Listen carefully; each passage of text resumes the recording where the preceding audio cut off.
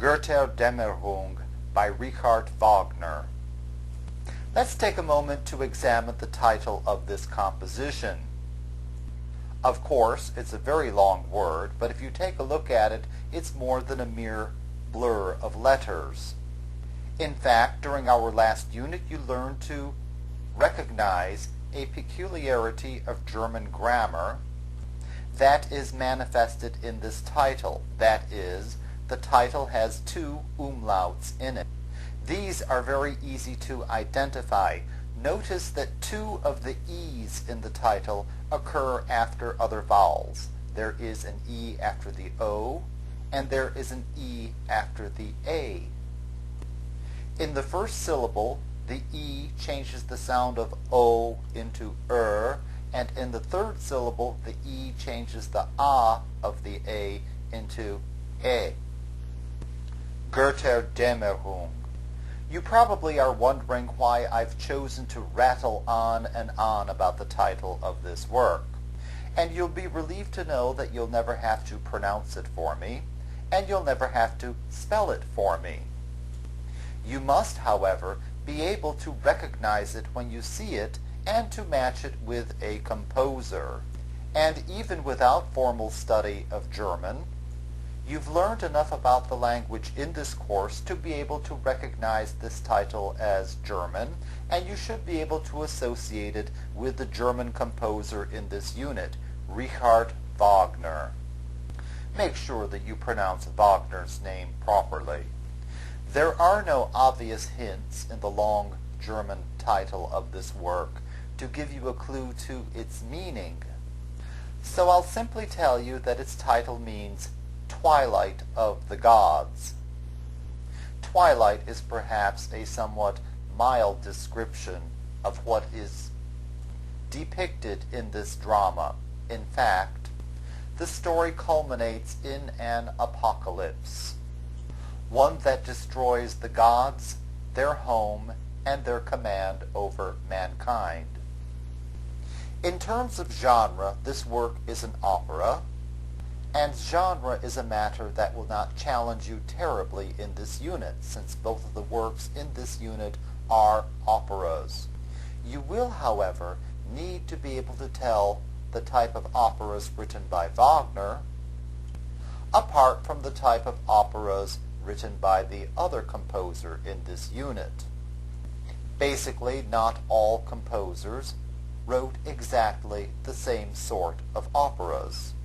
And in this unit, we shall see that Wagner's ambitions in this area of musical endeavor far exceed those of any other composer of the 19th century.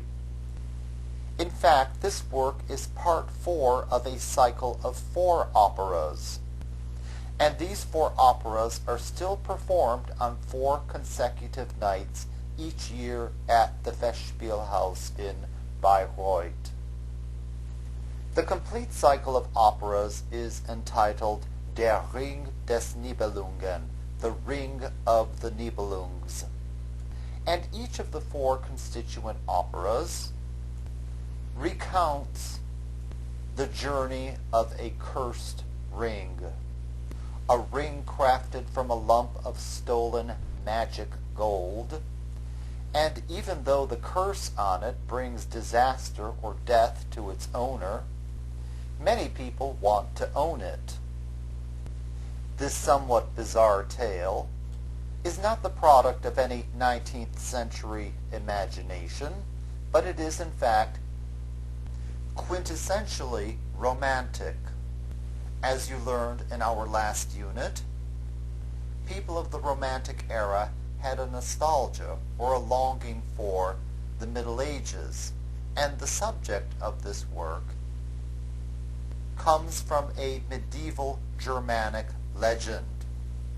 And medieval Germanic legends were Wagner's preferred subject matter for his music dramas. Make sure that you associate this type of subject with this composer.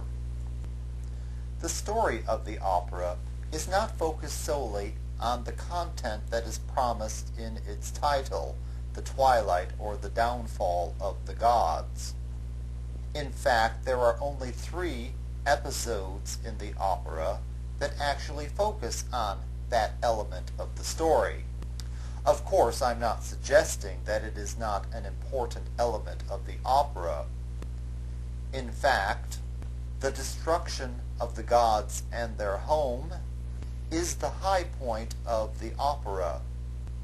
Much of the story, however, focuses on one of its characters, and basically it chronicles the events that lead up to the death of a hero. A character who was conceived and born in the second opera of the cycle, who came to maturity and triumph in the third opera of the cycle, and who meets his fate in the fourth opera of the cycle. We have finally come to that long-awaited point in the course in which you are expected to be able to recall something of the story of each opera we examine, and to know something about each of its 3 main characters. Make sure that you review these details carefully for each of the 2 operas in this unit, for you will find them represented on the test that you will take for this unit. Let's begin by taking a look at the hero of this opera, the warrior Siegfried.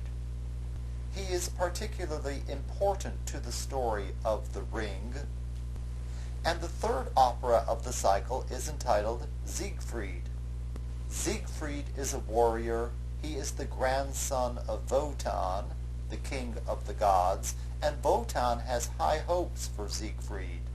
In fact, Wotan hopes that Siegfried will somehow be able to undo the events that seem destined to bring about the end of the gods. Siegfried seems to lead a charmed life, but all of this ends when he gains possession of the cursed ring of the Nibelungs, and his having the ring brings about his own end. Among Siegfried's triumphs are his rescue of and eventual betrothal to Brunhilde,